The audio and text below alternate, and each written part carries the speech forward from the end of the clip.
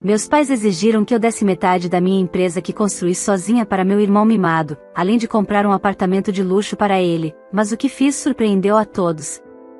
Olá, seja bem-vindo ao canal Histórias Surpreendentes, curta e se inscreva nesse canal, aproveite e ative as notificações. Comente aqui de qual cidade você está assistindo, vou adorar saber e deixar um coração no seu comentário. Desde pequena, eu aprendi que se quisesse alguma coisa, teria que lutar por conta própria. Meus pais nunca esconderam sua predileção pelo meu irmão mais novo, Rafael. Ele sempre foi o protegido, o poupado, o que nunca era cobrado de nada.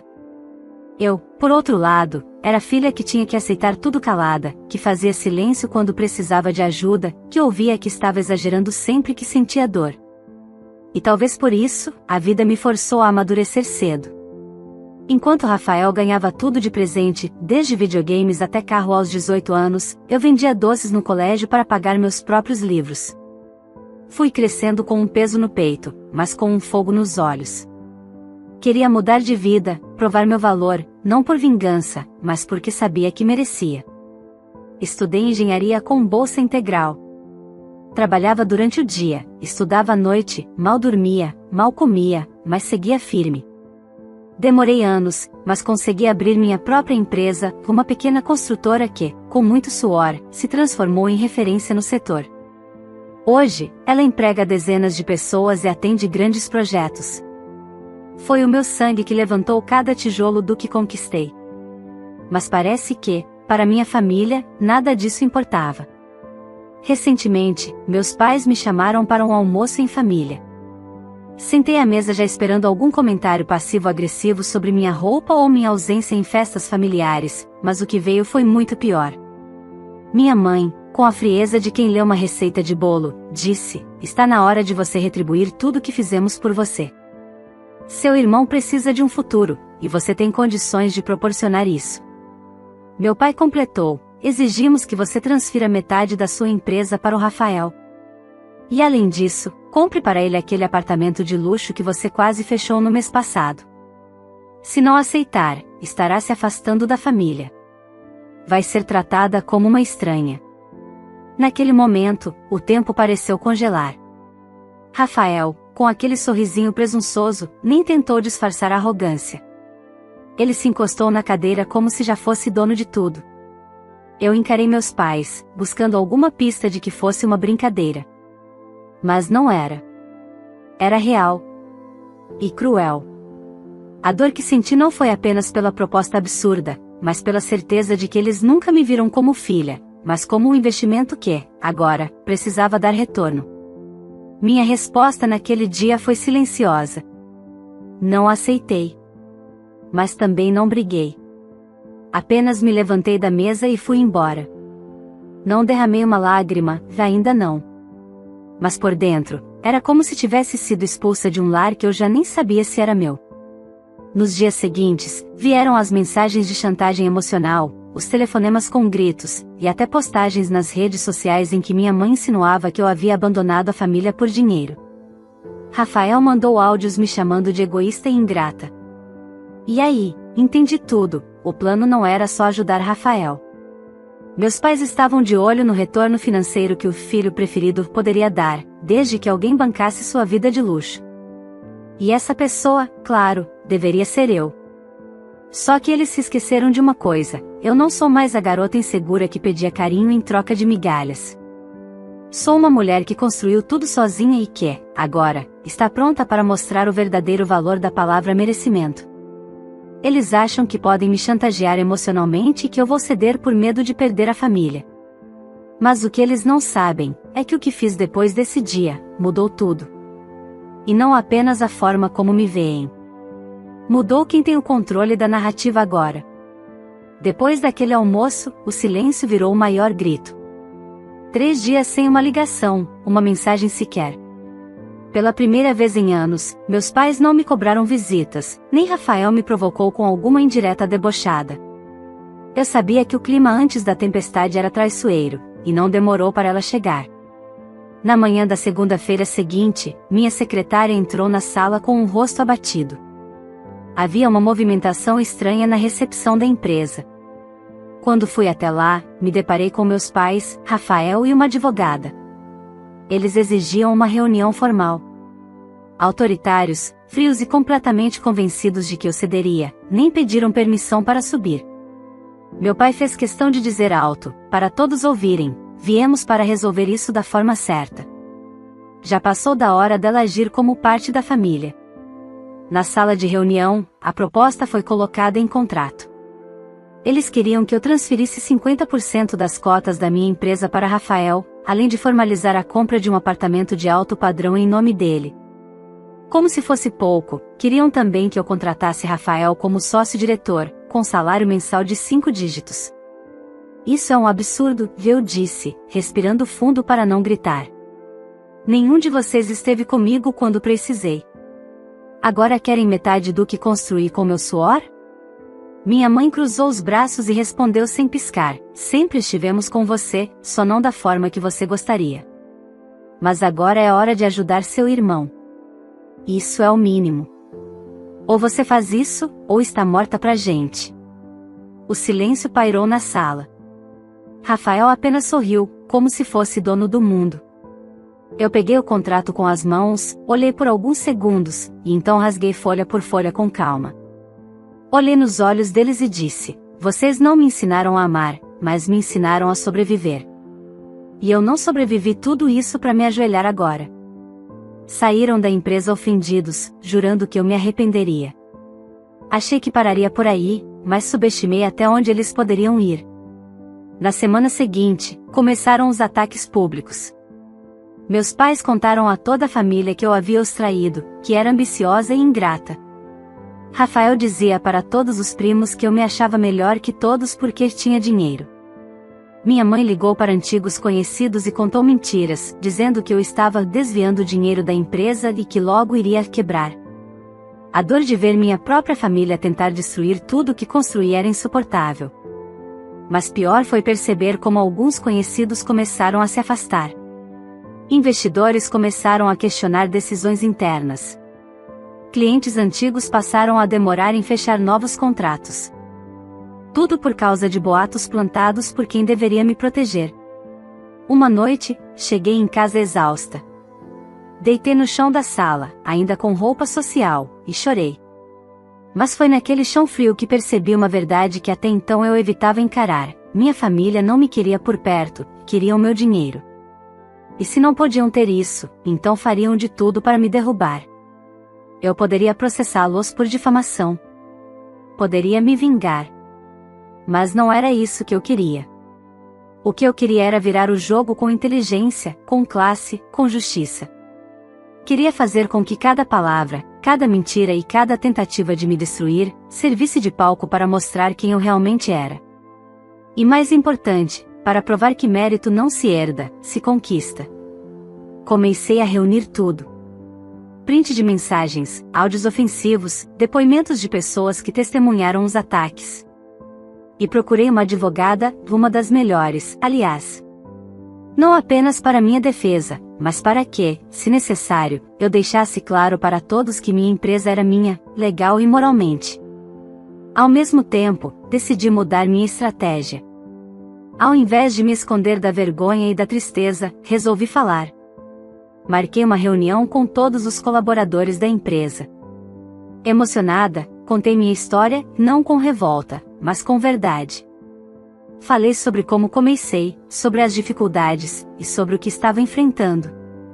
A reação foi unânime: aplausos, lágrimas e respeito. E naquele dia, eu percebi que talvez tivesse perdido minha família de sangue, mas tinha conquistado outra, ali dentro da empresa, feita de gente que acreditava em mim. Mas o que eu ainda não sabia é que Rafael não aceitaria a derrota facilmente. E ele estava prestes a dar um passo que iria mudar tudo. Durante algumas semanas, o silêncio voltou a reinar. Achei que, depois de tudo que fizeram, Rafael e meus pais tinham finalmente entendido que eu não cederia. Me enganei. Rafael era mimado demais para aceitar um não, e orgulhoso demais para deixar minha resposta sem reação. E o pior, ele tinha começado a agir pelas sombras. Na tarde de uma quinta-feira, fui surpreendida por uma notificação judicial. Rafael havia entrado com um processo, alegando que a empresa era fruto de investimento familiar, com capital supostamente emprestado pelos meus pais anos atrás. Uma mentira descarada.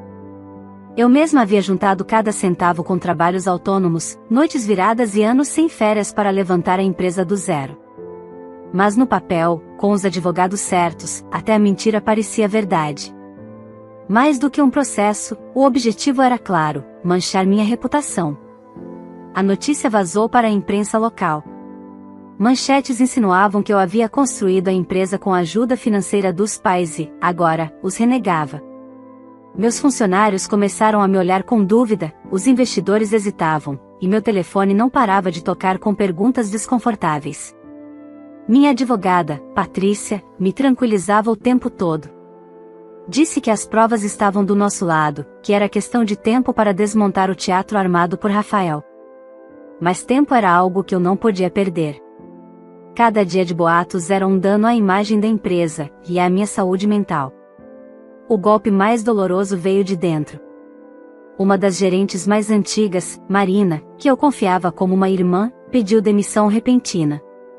Quando fui atrás, descobri que ela havia sido contratada por uma empresa concorrente recém-criada. E adivinha quem estava por trás dela? Rafael. Sim, ele não queria apenas a metade do que eu construí. Ele queria tudo. Com o apoio financeiro dos meus pais, abri uma empresa de fachada, contratando funcionários meus com promessas de salários maiores e benefícios falsos. Pegou meu modelo de negócios, meu portfólio e até tentou copiar o nome da minha marca. Era uma guerra declarada. Apesar da dor, eu me mantive firme.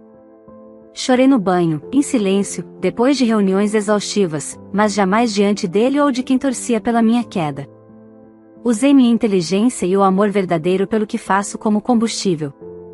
Reformulei a empresa, cortei gastos, criei campanhas de valorização da nossa história e envolvi a equipe em cada decisão. A empresa não era só minha, era o sustento de dezenas de famílias. E então algo inesperado aconteceu. Recebi uma ligação anônima. Uma voz feminina, nervosa, me pediu um encontro pessoal. Disse que tinha informações importantes sobre Rafael. Hesitei, mas marquei em um café discreto. Cheguei antes e esperei. Quando ela apareceu, reconheci de imediato, era Natália, ex-namorada de Rafael. Eu não sou nenhuma santa, ela começou, com os olhos cheios de arrependimento, mas o que o Rafael está fazendo com você ultrapassou todos os limites. Ela me contou detalhes do plano dele. Disse que meus pais estavam por trás de tudo, inclusive da ajuda financeira usada no processo. Tinham forjado depósitos em contas conjuntas antigas, para parecer que haviam me emprestado dinheiro anos atrás. Tudo armado. Ela me entregou áudios, prints de conversas e até um vídeo onde Rafael confessava que faria o que fosse preciso para quebrar a idiota da minha irmã. Naquele momento, por mais revoltante que fosse, um alívio tomou conta de mim. Agora, eu tinha provas. Verdades. E poder. Com tudo aquilo em mãos, Patrícia preparou o contra-ataque jurídico. Iríamos não apenas provar a farsa no tribunal, como abrir um processo por litigância de má-fé, falsidade ideológica e difamação. E mais, exporíamos toda a verdade à imprensa, de forma clara e transparente. Mas eu ainda não queria vingança. Eu queria justiça. E queria fazer isso com dignidade. Mesmo com as provas, decidi guardar meu trunfo. Ainda não era o momento. Precisava ser estratégico. Precisava ser certeiro. A hora certa chegaria. E quando chegasse, não haveria mais espaço para manipulações, chantagens ou mentiras. O que eu ainda não sabia, no entanto, era que Rafael daria um último passo, o mais sujo de todos, antes do fim. E esse passo envolveria algo muito mais profundo e pessoal do que qualquer processo ou empresa. Com os documentos e as provas em mãos, eu sabia que podia virar o jogo. Mas havia aprendido, na dor, que o inimigo mais perigoso não é o que age com ódio aberto, e sim o que sorri com calma enquanto prepara o próximo ataque. Rafael, meu irmão, era exatamente assim, frio, calculista, mimado e acostumado a ter o mundo aos seus pés. E agora, sem conseguir o que queria por bem ou por chantagem, resolveu partir para o que ele fazia de melhor, manipular. Passaram-se poucos dias desde o encontro com Natália. Enquanto minha equipe jurídica cuidava do processo, e a empresa se reestruturava com minha presença mais firme, algo estranho aconteceu. Meus pais me ligaram. Pela primeira vez desde a explosão daquela conversa inicial, queriam me ver. Disseram que estavam arrependidos, que só queriam recomeçar, como se pudessem simplesmente apagar tudo com um telefonema. Recusei de início. Mas, depois de tanto tempo, a curiosidade, ou talvez a esperança boba de que ainda havia um traço de humanidade neles, me convenceu a aceitar.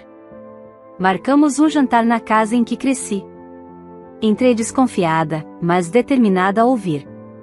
Ao menos ouvir. Filha, minha mãe disse, com os olhos marejados, talvez tenhamos exagerado. Foi tudo tão rápido. Meu pai completou, o Rafael ficou perdido, sem rumo, e nós tentamos ajudá-lo. Mas não tínhamos noção de como isso te machucaria. Pelas palavras, parecia um pedido de desculpas. Mas pelos olhos, não havia arrependimento. Havia encenação. Um teatro bem ensaiado. Eu apenas observei, em silêncio. E então, veio o verdadeiro motivo daquela encenação. Se você ainda quiser, podemos resolver tudo com um acordo, disse meu pai, pousando calmamente um envelope sobre a mesa. Dentro havia uma nova proposta. Um contrato informal onde eu daria a Rafael 25% da empresa e compraria o apartamento de luxo em nome dele. Em troca, eles retirariam o processo judicial, e a imprensa deixaria de receber ataques. Era chantagem.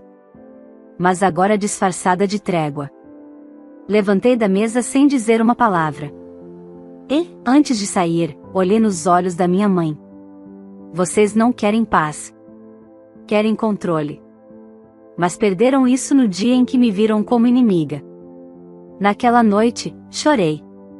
Mas foi a última lágrima que derramei por eles. Eu sabia que o jogo ainda não tinha acabado. E estava certa. Dias depois, minha empresa sofreu um ataque cibernético. O sistema caiu, projetos foram apagados, contratos sumiram. Fiquei horas com a equipe de tentando rastrear a origem. E descobrimos, o acesso veio de um IP vinculado ao escritório recém-aberto de Rafael. Mais um crime. Mais uma tentativa desesperada. Mas dessa vez, atingiram algo mais que minha empresa. Atingiram meus funcionários, meu nome, minha honra. A notícia do ataque correu. A imprensa, que antes apenas especulava, agora começava a desconfiar do lado sujo da história. A narrativa começava a virar. As pessoas viam minha resiliência. E começaram a me procurar, oferecer apoio, parcerias, até convites para palestras sobre liderança e superação. Foi nesse momento que tomei a decisão, estava na hora de agir publicamente. Organizei uma coletiva de imprensa. Preparei um vídeo com toda a trajetória da minha empresa, desde os dias em que eu vendia doces para pagar os cursos técnicos, até o primeiro contrato assinado sozinha. Mostrei documentos, extratos, depoimentos de antigos parceiros. E, no final, revelei os áudios e prints entregues por Natália, denunciando a armação de Rafael e a participação ativa dos meus pais. A repercussão foi instantânea. Rafael tentou negar tudo, mas já era tarde. Seu nome virou piada nas redes sociais, e os clientes da sua empresa fantasma desapareceram. Meus pais, expostos como cúmplices, se calaram. A imprensa virou o foco para eles. O processo foi retirado às pressas, antes que virasse crime maior. Mas nem tudo estava resolvido. Eu ainda sentia que algo pior estava por vir. E veio. Recebi uma ligação de um hospital. Meu pai havia sido internado com um pico de pressão, depois de ver seu nome em um programa de TV sendo citado como golpista. Rafael o havia levado até lá e, pasme, disse aos médicos que a culpa da crise era minha. Na mesma semana, meus pais me enviaram uma carta, não para pedir desculpas, mas para me culpar por tudo. Por terem perdido o filho favorito no jogo que eles mesmos começaram. por não terem mais a tranquilidade financeira que sonhavam receber às custas do meu trabalho. E por fim, diziam que eu havia deixado de ser filha. Naquele momento, algo dentro de mim se libertou. Eu não precisava mais do amor deles, nem da aceitação. Eu era dona da minha história. E estava prestes a reescrevê-la com a força de quem não deve nada a ninguém. O que eu não esperava é que Rafael ainda guardava uma última cartada. E essa colocaria tudo em risco. O nome Rafael se tornou um peso nos meus ombros. Eu pensava ter vencido quando a coletiva de imprensa desmoronou a imagem pública dele, mas o que aprendi é que pessoas como ele não recuam com dignidade, elas se afundam tentando puxar você junto. Os dias seguintes foram silenciosos. Silêncio demais. A imprensa se acalmou. Os processos desapareceram misteriosamente. Meus pais sumiram da mídia, como se nunca tivessem existido. Mas dentro de mim, o alerta ainda pulsava. Era a calma antes da tempestade. Naquela manhã de quarta-feira, enquanto revisava a documentação de um projeto novo que poderia ampliar a atuação da minha empresa no setor ambiental, fui chamada com urgência pelo jurídico. Um mandado havia acabado de ser emitido. Rafael me processara novamente, dessa vez por uso indevido de nome comercial, alegando que eu havia me apropriado de uma ideia que era dele desde a adolescência, criar uma empresa de engenharia voltada à inovação e sustentabilidade. Era tão absurdo que beirava o cômico, se não fosse trágico. Mais uma tentativa de ganhar algo à força. Mas havia algo estranho. O processo não foi registrado como um simples litígio comercial. Ele anexou um documento com assinaturas falsificadas de supostos ex-funcionários da minha empresa, que confirmavam que Rafael havia atuado como mentor do projeto original anos atrás. E o pior, um desses documentos continha minha assinatura falsificada. Ele estava disposto a tudo. Até cometer crimes federais. Aquilo não era mais só uma disputa familiar. Era uma tentativa clara de destruição da minha carreira. Fui direto à delegacia especializada em crimes corporativos. Fiz o boletim de ocorrência, entreguei as provas da falsificação, e pedi investigação formal. Rafael agora seria tratado como criminoso, e não mais como parte de uma briga familiar. Mas o que me tirou o chão mesmo foi o que descobri no dia seguinte. Meu irmão havia se envolvido com um empresário corrupto, investigado por lavagem de dinheiro e superfaturamento em obras públicas. Rafael havia criado uma fachada de empresa em seu nome para esconder atividades ilícitas. E, para dar credibilidade a essa farsa, havia tentado usar meu nome e reputação como escudo. Eu podia ser atingida se não me afastasse publicamente e rápido. Preparei uma nova nota oficial, informando que qualquer tentativa de ligação entre minha imagem e os negócios de Rafael era falsa e criminosa. Os advogados cuidaram da linguagem, os técnicos cuidaram da blindagem digital, e eu cuidei do que mais importa, meu time. Reuni todos os funcionários. Contei a verdade. Sem filtros. Disse que, sim, minha família havia tentado me destruir. E que o preço de manter minha dignidade tinha sido cortar laços que pareciam eternos. Disse que estava cansada, mas que não ia recuar. Que não ia deixar ninguém manchar a empresa que construí tijolo por tijolo, noite por noite, lágrima por lágrima. Eles se levantaram e me aplaudiram. Aquela foi a primeira vez que chorei sem dor. Chorei de gratidão. Mas ainda faltava um acerto. Um último. Dias depois, recebi uma notificação judicial. Meus pais tinham entrado com um pedido para me deserdar emocionalmente por um absurdo sem base legal, mas com forte apelo midiático. Alegaram que eu traí a família, que agi com uma arrogância e que merecia ser excluída da herança emocional e moral da linhagem. Era como se tentassem apagar meu sobrenome. Eu sorri. Pela primeira vez, sem dor. Na mesma semana, a justiça aceitou o pedido de quebra de sigilo bancário de Rafael. Descobriram transferências diretas entre a conta da empresa de fachada e a conta pessoal dos nossos pais. Eles estavam envolvidos nos esquemas. Recebiam repasses mensais em troca de apoio irrestrito ao filho favorito. A verdade tinha vindo à tona. Meus pais perderam o respeito público, a confiança de antigos amigos, e se tornaram alvo de investigações. Rafael estava prestes a ser indiciado. Mas eu, ainda não me sentia vingada. Porque minha vitória nunca foi sobre destruir eles. Foi sobre mostrar que uma mulher, desacreditada até pela própria família, podia vencer com integridade. O dia da audiência final se aproximava. E eu sabia o que tinha que fazer. Mas ninguém imaginava o que eu revelaria diante do juiz. Nem mesmo meus advogados. Eles queriam tudo de mão beijada. Mas agora, eu daria algo a eles que jamais esqueceriam. O tribunal estava lotado naquele dia. Havia câmeras do lado de fora, jornalistas tentando captar cada movimento, e olhares de curiosidade por todos os lados. Era a audiência final do processo de Rafael contra mim, aquele em que ele afirmava ter participação na fundação da minha empresa e me acusava de apropriação de ideia. Mas agora, o jogo era outro. E eu tinha a verdade do meu lado. Meus advogados estavam confiantes. As investigações provaram as falsificações, o envolvimento de Rafael com empresas fantasmas e, o mais impactante, as transferências bancárias para os nossos pais. Eles tentaram destruir minha carreira por dinheiro. E pior, usando meu próprio nome, minha história, e minha boa-fé como arma. Quando o juiz me chamou para falar, levantei sem pressa. Fui até o centro da sala. Senti os olhos deles cravados em mim. Rafael me encarava com aquele sorriso sarcástico que usava desde criança, como se ainda tivesse certeza de que escaparia. Meus pais desviaram o olhar, talvez por vergonha, talvez por orgulho ferido. Respirei fundo. E comecei. Meritíssimo, eu poderia gastar esse tempo tentando explicar como criei a minha empresa sozinha.